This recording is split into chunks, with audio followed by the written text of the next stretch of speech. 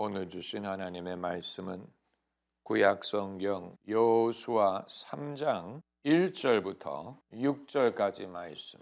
여호수아가 아침에 일찍이 일어나서 이스라엘 사람들을 더불어 시딤에서 떠나 요단에 이르러서는 건너지 아니하고 거기서 유숙하니라.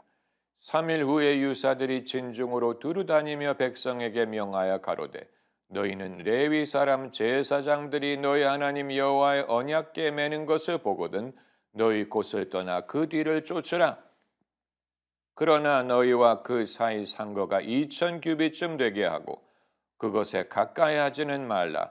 그리하면 너희 행할 길을 알리니 너희가 이전에 이 길을 지나보지 못하였음이니라. 여호수아가 또 백성에게 이르되 너희는 스스로 성결케 하라. 여호와께서 내일 너희 가운데 기사를 행하시리라. 여호수아가 또 제사장들에게 일러 가로되 언약궤를 메고 백성 앞서 건너라 하매 곧 언약궤를 메고 백성 앞서 나아가니라. 아멘. 성도들이 말하기를 누구는 직통으로 하나님께 계시를 받았다고 하던데 나는 직통으로 들어본 적은 없고 늘 누구를 통해 간접적으로만 들었을 뿐이다. 이렇게 생각하는 분들이 계실 것입니다.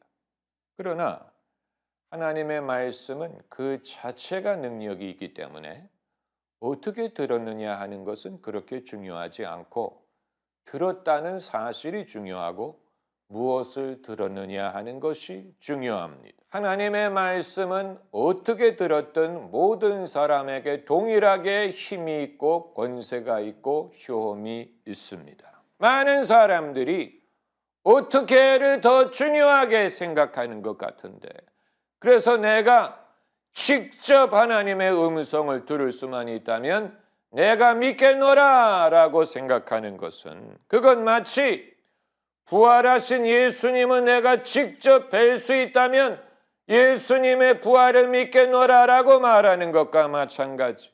기본적은 하나님께 직접 들은 것도 아니고 모세를 통해 간접으로 들은 것도 아니고 귓동냥을 해서 소문을 통해 둘러 하나님이 가나안 땅을 이스라엘에게 주셨대더라라고 들은 것뿐인데 기본 족속은 그 말씀을 믿고 여호수아를 찾아와서 사정을 해서 가나안 땅의 고민들을 여호수아가 다 쫓아냈는데 기본적은 쫓아내지 않고 그 땅에 히브리 백성과 함께 살 수 있도록 허락을 한 것을 보면 하나님의 말씀은 그 자체의 능력이 있기 때문에 어떻게 들었든 귓동냥을 했든 간접으로 소문으로 들었든 우연히 들었든 간에 하나님의 말씀을 들은 사람에게는 그것이 엄청난 동일한 효험을 가져다 준다는 사실. 그렇기 때문에 성경 말씀은 듣는 사람이 임재. 여러분 모두는 성경책이 있으실 것입니다. 여러분 대개 성경책이 몇 권이 있는지조차 알 수 없을 정도로 사람은 여러 권의 책을 갖고 있습니다. 여러분은 그 성경이 하나님의 말씀인 것을 믿어요. 성경 말씀을 존중해. 그러나 그 성경책이 책꽂이에 꽂힌 채로 먼지만 쌓여 있다면 여러분이 아무리 성경책을 존중하고 하나님의 말씀이라고 믿는다고 하더라도 여러분에게 별로 도움이 되지 않을 것입니다. 여러분이 그 책을 펴서 읽어서 하나님이 성경 말씀을 통해 여러분에게 말씀하시도록 해야 그 성경 말씀의 혜택을 누릴 수가 있는 것입니다. 여러분 믿음은 사용하라고 우리에게 주시는 것입니다. 아마 여러분 중에는 믿음을 내 혜택을 위해 사용한다는 말이 무슨 뜻입니까? 그건 인간 중심적인 것이 아닙니까? 이기적인 것이 아닙니까? 하나님을 이용하려는 것이 아닙니까? 아니에요. 예수님께서도 당신의 믿음을 사용하셨어요. 예수님이 행하신 모든 이적은 성령의 능력에 힘입은 것이고 예수님이 당신의 믿음을 사용하심으로 가능했던 것입니다. 믿음을 갖고 있는 것만으로는 불충분하고 믿음을 사용해야 됩니다. 믿음을 사용하는 법을 우리가 배워야 됩니다. 제자 훈련이 필요한 이유가 바로 여기에 있습니다. 믿음을 사용하는 법을 어떻게 배울 수 있느냐? 하는 사람을 보고 배웁니다. 믿음을 사용하는 사람을 보고 그리고 그 사람이 믿음을 이렇게 사용하는구나 보고 배우는 것이고 그리고 나서 그 원리를 우리가 깨우칠 수가 있습니다.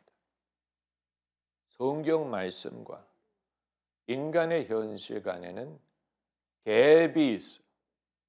이 갭을 극복해야 이 성경 말씀의 혜택을 우리가 누릴 수 있습니다. 첫 번째 갭은 시간적인 갭이에요. 성경은 오래전에 기록된 책, 신약 성경은 2000년, 구약 성경은 수천 년 더 된 책이다 보니까 오래전에 일어난 일들이 오늘날 우리에게 어떤 혜택이 있을까 하는 의구심을 가질 수 있습니다. 시간적인 갭. 이게 오래전 말씀이어서 이제는 죽은 말씀이 아닐까 생각이 될 수 있지만 그렇게 생각하는 이유는 여러분의 마음밭에 심지 않았기 때문에 그래요. 성경 말씀을 여러분의 마음밭에 심으면 생명력이 나타나기 시작합니다. 심기만 하면 그 말씀이 살아 운동력이 있는 것을 발견하게 될 것입니다. 그리고 두 번째 갭은 지리적인 갭이에요.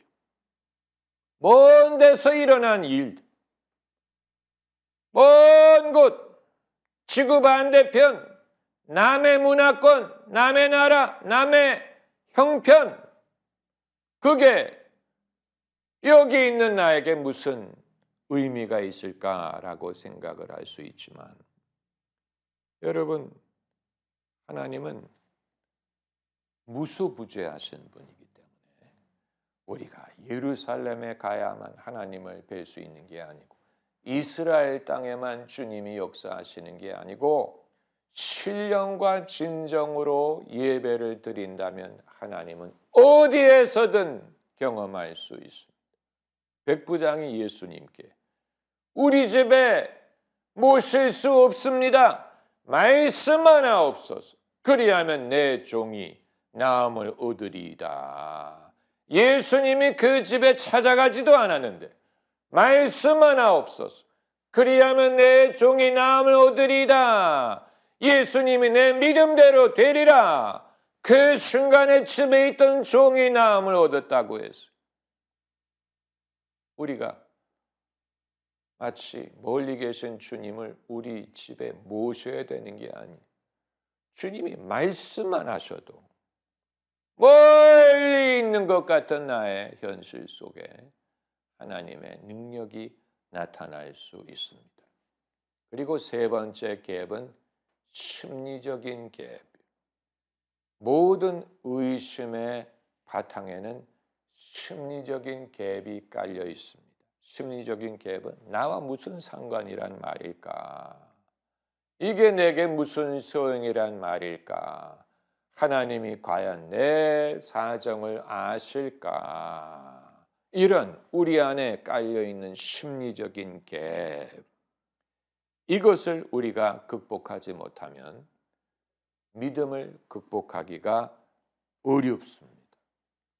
믿음은 눈에 보이는 것으로 행하는 것이 아니에요. 보이기 때문에 믿을 것이라면 믿을 사람 아무도 없어요.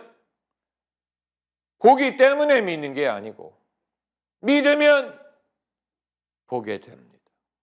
이것이 중요한 원리. 생각이 되지 않는다고 믿지 못하는 사람은 잘못 생각하는 것입니다. 많은 경우에 우리의 생각이 믿음의 적이, 우리의 잘못된 생각 때문에 믿음을 갖는데 걸림돌이 됩니다. 믿음에는 이처럼 해본 적이 없는 일을 믿음으로 하는 부분이 있습니다. 오늘 본문에 여호수아가 너희가 이 길로 행해본 적이 없다. 당연하지요. 가나안 땅에 누가 들어가 봤습니까? 들어가 본 적이 없으니까 그 땅을 차지하는 것이 아닙니까? 그렇기 때문에 여호수아가 한 말은 너희가 한 번도 가본 적이 없는 길이라고 겁을 내지 말아라. 하나님이 예비하신 것 중에는 우리가 한 번도 경험하지 못하고 해본 적이 없는 일들이 있어요. 그렇기 때문에 하나님이 예비하신 것입니다. 두 번째로 우리가 극복해야 되는 것은 이 길에는 사람들이 별로 모이지 않아요 라는 생각. 사람들이 많이 모이면 나도 따라가겠는데 여기에 사람들이 별로 모이지 않는다. 남들이 모이지 않는 것을 보니 나도 가기가 겁이 난다라는 생각인데, 여러분, 남들이 이미 우르르 몰려가고 있는 것이라면 그건 믿음이 필요 없는 거예요. 그냥 따라가기만 하면 돼요.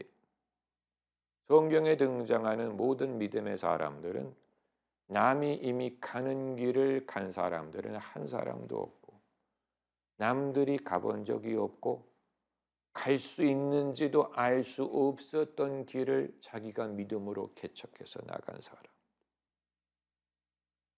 믿음은 여러분 배짱을 요구합니다. 믿음은 용기를 요구합니다. 성경을 보면 이스라엘 백성이 광야에서 얼마나 하나님을 실망시켰어요.